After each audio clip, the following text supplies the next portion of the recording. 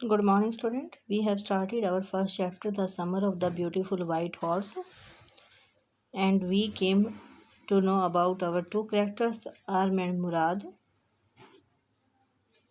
Murad was very fond of horse riding, and the same was with Arm, but both of them belonged to a very poor tribe. They were not able to feed their stomach, then it was not possible for them to buy a horse. That means they had taken the horse from someone else and they only want to fulfill their desire, but their tribe was famous for their honesty. Nobody can think that the member of that tribe could be a thief. Now we will start our chapter. Every family has a crazy streak in it somewhere, and my cousin Murad was considered the natural descendant of the crazy streak in our tribe. Crazy streak का मतलब होता है पागलपन।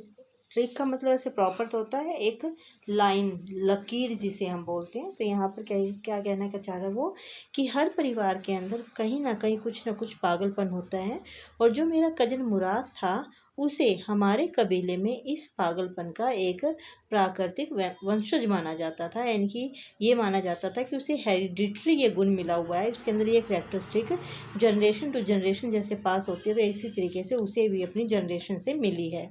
Before him was our uncle Khusro, an enormous man with a powerful head of black hair and the largest mustaches in the San Joaquin Valley, a man so furious in temper, so irritable, so impatient that he stopped anyone from talking by roaring, "It is no harm, pay no attention to it."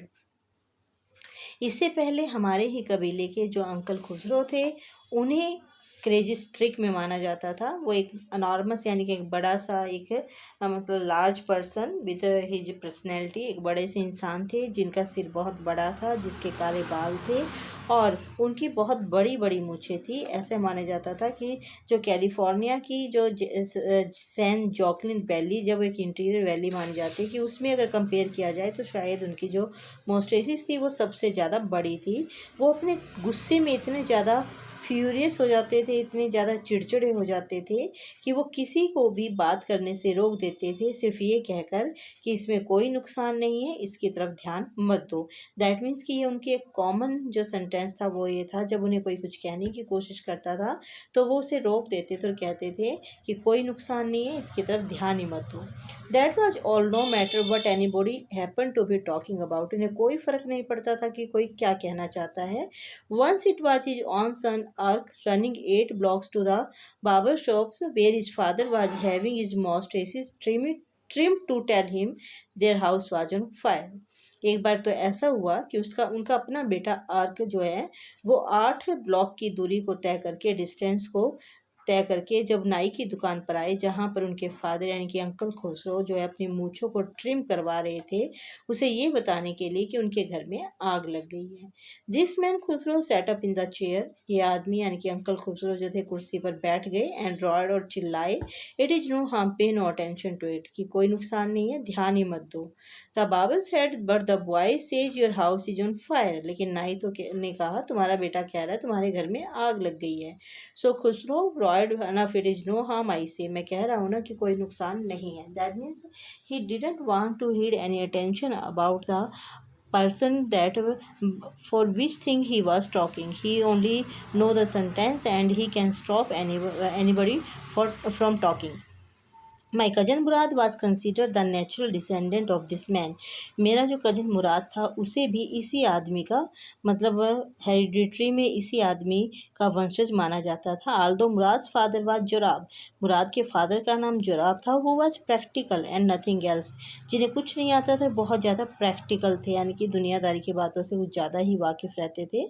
तो लेकिन फिर भी जो अपने father का descendant ना मानकर उन्हें अंकल खुसरो का माना जाता था। That is how it was in our tribe, हमारे कबीले में ऐसा ही था। A man could be the father of his son flash, but that didn't mean that he was also the father of his spirit. यानी कि sons flash का मतलब है कि फिजिकली, एंड हिज स्पिरिट का मतलब है कि सोल। इसका ये मतलब है कि कोई भी आदमी जो था वो अपने बेटे का फिजिकली तो उसका फादर हो सकता है, लेकिन ये ज़रूरी नहीं था कि वो उसके सोल का भी फादर, यानी कि उसके अंदर वही गुण हो जो उनके फादर के थे। The distribution of the various kind of spirit of our tribe had been from the beginning capricious and vagrant, यानी कि हमारे कबीले में जो आत्माओं का डिस्ट्रीब्यूशन था वो शुरू से ही अनस्टेबल था। कैप्रिसियस होता है अनस्टेबल, यानी कि जो चेंज होता रहता है। नॉट सेटल्ड, वैग्रेंट होता है नॉट सेटल्ड, एंड कैप्रिसियस होता है अनस्टेबल, यानी कि शुरू से ही वो अनस्टेबल था, सेटल्ड नहीं था। We rode and my cousin Mourad sang, यानी कि हमने घोड़े की सवारी की और मेरे भाई मुराद ने गाना गाना शुरू किया। For all anybody knew we were still in the old country where at least according to some our neighbours we belong. We for all anybody knew, अभी भी हम अपने पुरानी ही जगह पर थे, पुरानी ही कंट्री में थे। कम से कम इस बात से हमें पता लग रहा था कि वहाँ कुछ ऐसे नेबर्स थे जो वहाँ से बिलोंग करते थे, यानी कि उससे हमें ये पता चल लग रहा था कि अभी हम अपने ही उसी इलाके में थे। We let the horse run as long as it felt like running, हमने घोड़े को उतनी ही देर तक दौड़ने दिया जितना कि ये दौड़ना चाहता था। At last my cousin Mourad said get down I want to ride alone, आखिर में मेरे भाई मुराद ने कहा कि नीचे उतर जाओ, मुझे अकेले सवारी करनी है। Will you let me ride alone I asked, मैंने उससे पूछा कि क्या तुम मुझे भी सवारी करने दोगे, अकेले सवारी करने दोगे। That is up to the horse my cousin said get down, मेरे भाई ने कहा कि वो घोड़े के ऊपर है लेकिन अभी नीचे उतरो। The horse will let me ride, घोड़ा मुझे सवारी करने देगा। वी शैल सी, हम देखेंगे। Don't forget that I have a way with a horse, ये मत भूलो कि मुझे घोड़ों को संभालना आता है। Well I said any way you have with a horse I have also, यहाँ पर आरम कहता है कि तुम्हें आता है तो मुझे भी आता है। For the sake of your safety he said let us hope so get down, तुम्हारी सुरक्षा के लिए कह रहा था, अगर ऐसी बात है तो ठीक है अब नीचे उतरो। ऑल राइट आई सेड, मैंने कहा ठीक है, but remember you have got to let me try to ride alone, लेकिन तुम्हें मुझे भी अकेले सवारी करने की कोशिश देनी होगी। आई गोट डाउन, मैं नीचे उतर गया, and my cousin Murad kicked his heels into the horse and shouted वजीरे रन, मैं नीचे उतर गया, मेरे भाई जो मुराद था उसने हॉर्स के अंदर अपनी हील्स को मारा और एकदम से चिल्लाया वजीरे दौड़ो। The horse stood on his hind legs, started and burst into A fury of speed that was the loveliest thing I had ever seen, जो घोड़ा था वो अपनी पिछली टांगों पर खड़ा हो गया, आपको पिक्चर में दिखाया गया है, यानी कि वो पिछली टांगों पर खड़ा हो गया, उसने अपनी आगे की जो लेग्स थी वो उसने ऊपर की तरफ उठा ली और वो एकदम से हिनहिनाया, स्टार्टेड होते एकदम से उसने आवाज़ ही हिनहिनाया और वो बहुत तेज़ स्पीड से दौड़ने लगा। और आरम कहता है कि ये बहुत अच्छा लग रहा था, मैंने आज से पहले ऐसे कभी नहीं देखा था। My cousin Murad raced the horse across a field of dry grass to an irrigation ditch, crossed the ditch on the horse and the 5 minutes later returned dripping wet. मेरा भाई मुराद जो था उसने घोड़े को दौड़ा दिया, एक सूखी घास के मैदान से होते हुए वो एक इरिगेशन डिच पर पहुंचा। इरिगेशन डिच होता है कि खेतों के बीच में छोटे छोटे गड्ढे बना दिए जाते हैं, उन्हें पानी से फिल किया जाता है ताकि वो जो क्रॉप्स हैं उनके अंदर पानी देने के काम आ सके।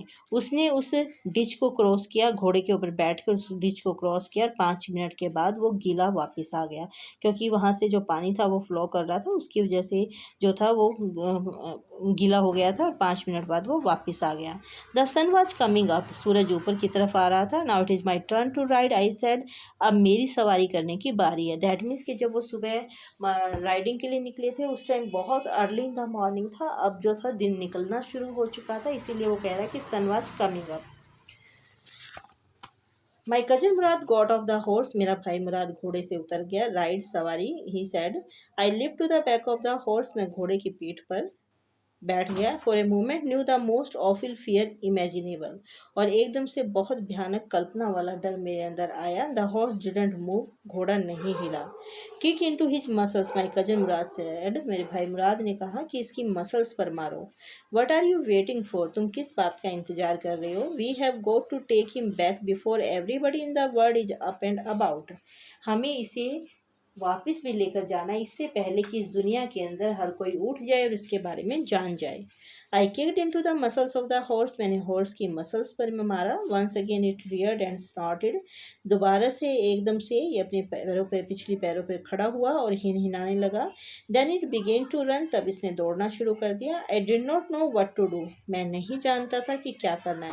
दैट मीन्स कि Aram was not aware about the horse riding, उसे हॉर्स को टैकल करना नहीं आता था, उसे हॉर्स राइडिंग के बारे में नहीं पता था, बट वो मुराद की तरह करना चाहता था, इसीलिए वो एकदम से परेशान हो गया कि अब उसे क्या करना चाहिए। Instead of running across the field to the irrigation ditch, the horse ran down the road of the vineyard of Dikran Halabian, where it began to leap over vines. वो कहते हैं कि वे field यानी कि खेतों के बीच में से दौड़ने के बजाय, इरिगेशन डिच को क्रॉस करने के बजाय, ये जो डिक्रेन हेलाबाइन का जो वाइन यार्ड था, इनकी जो उनका खेत था, सड़क से नीचे उतर कर उनके खेतों में चला गया और ये वाइन्स यानी कि बेलों के ऊपर इसने कूदना शुरू कर दिया। The horse slipped over 7 vines before I fell, मेरे गिरने से पहले जो घोड़ा था वो 7 बेलों तक, 7 वाइन्स तक कूद चुका था। देन इट कंटिन्यूड रनिंग, तब इसने दौड़ना शुरू रखा। माई cousin Murad came running down the road, मेरा भाई मुराद दौड़ता हुआ, इनके पीछे पीछे वो दौड़ रहा था, घोड़े के पीछे पीछे आ रहा था, दौड़ता हुआ सड़क से नीचे आया। I am not worried about you, मुझे तुम्हारी बिल्कुल चिंता नहीं है। ही शाउटेड, वह चिल्लाया।